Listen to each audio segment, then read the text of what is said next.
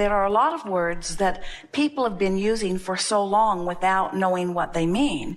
So when they use the word, it activates something screwy in them. So we can use the word faith, but first we have to tell you what it really is.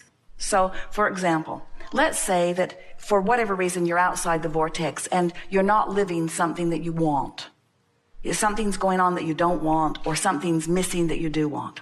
So you've launched rockets of desire, and it's over here brewing in your vortex of creation. In other words, it is already done, really. Because when you ask, it's not only given, it's done.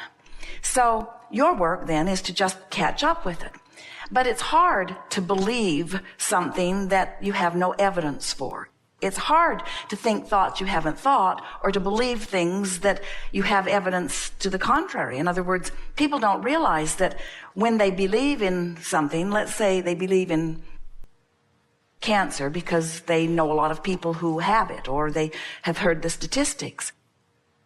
Well, all that means is that someone has held their vibration in a place that disallowed wellness, and they did it long enough that they have evidence of it. In other words, in the beginning, Esther would say, as if it should give her a free pass to focus on something negative, Abraham, but it's true.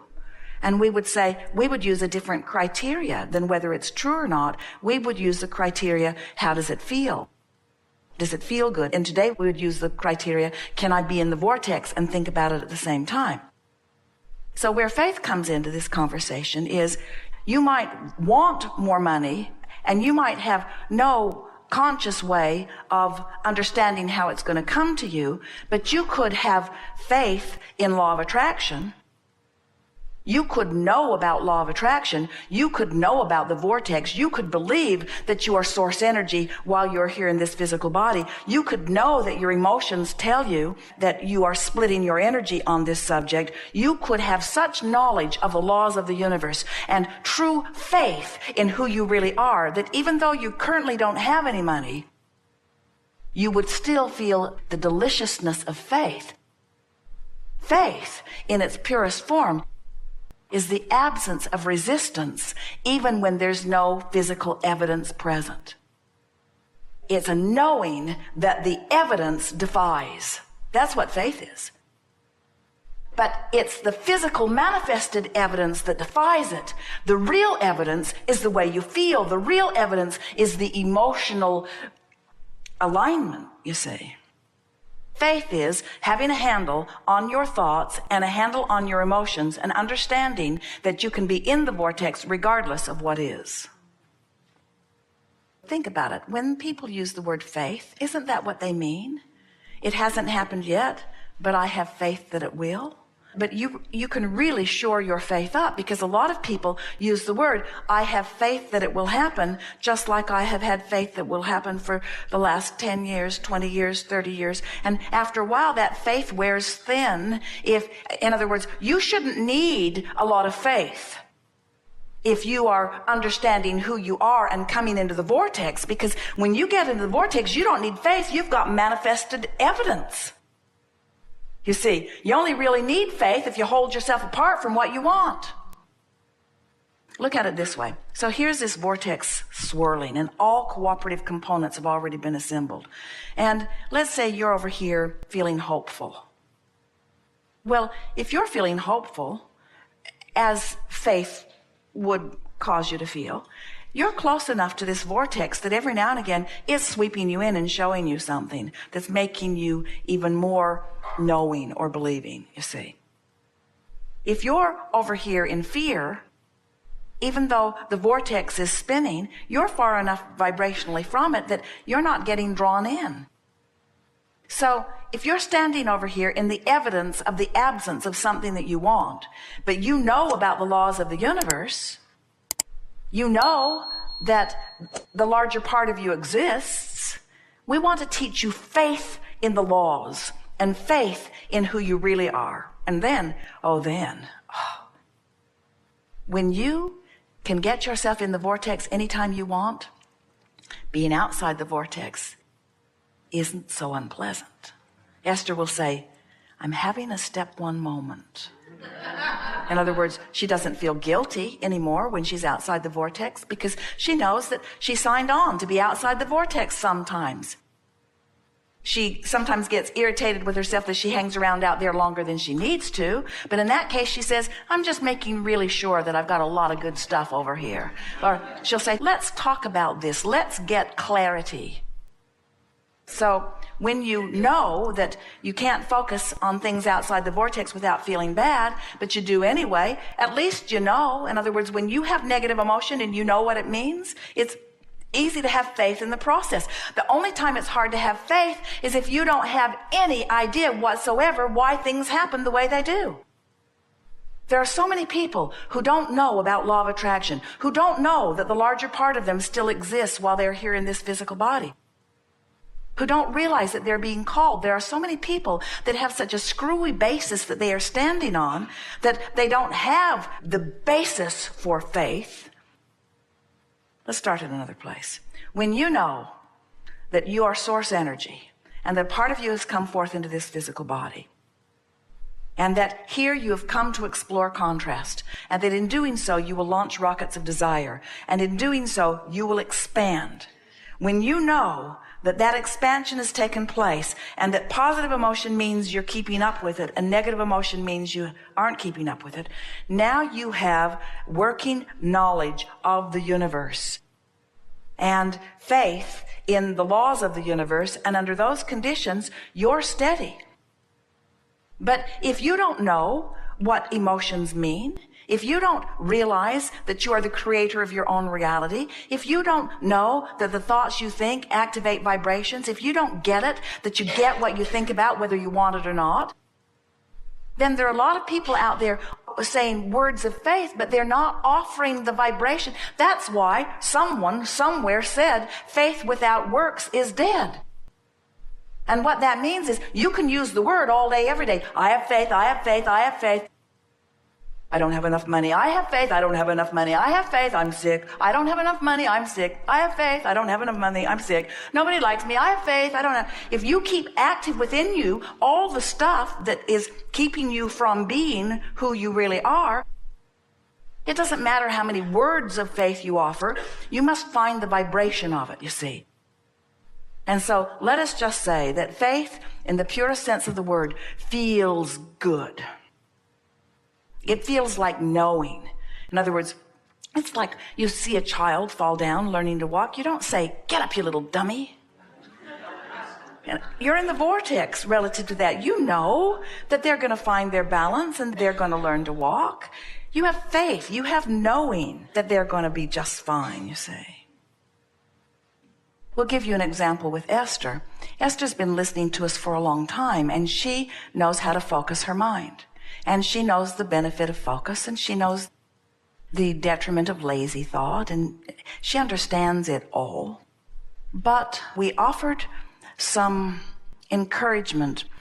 We encouraged a sort of daily ritual of basking before bed, appreciating when you wake up, doing some focus wills, doing your list of positive aspects, and then rampaging. And Esther, something about hearing it that day made her decide that she was going to apply herself more deliberately. And so for about 40 days, she followed that process, and she got feeling better and better and better. And from being consistently in the vortex, she got higher and happier and higher and happier and higher and happier, and she reached a new understanding.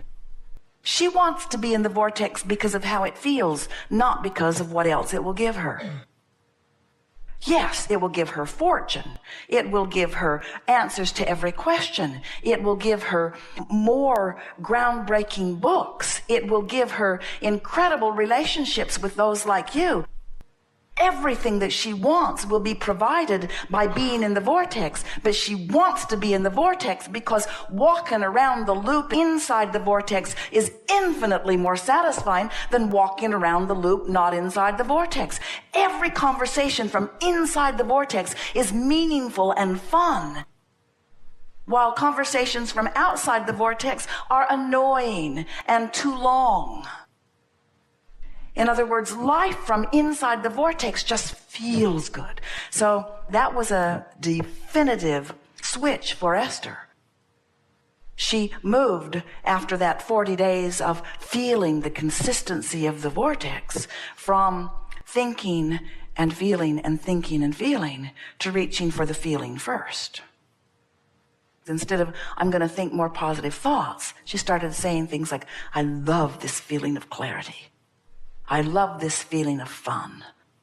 I love this feeling of interest. I love how this feels. I love how this feels. She began talking in terms of how things feel instead of how things look or how they seem or how they sound. It's how it feels.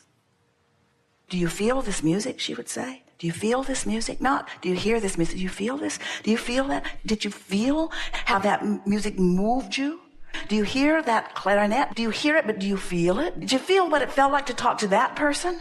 Did you feel how sweet that dog is? Do you feel this world? Do you feel? It's how you feel. It's the being who I am. It's having the experience of what's out there from in here, where who I really am is feeling.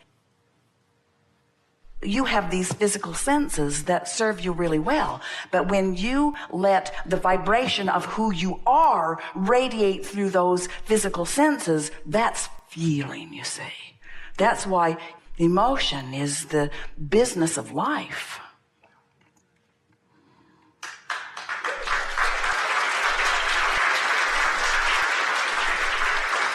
Did you feel it?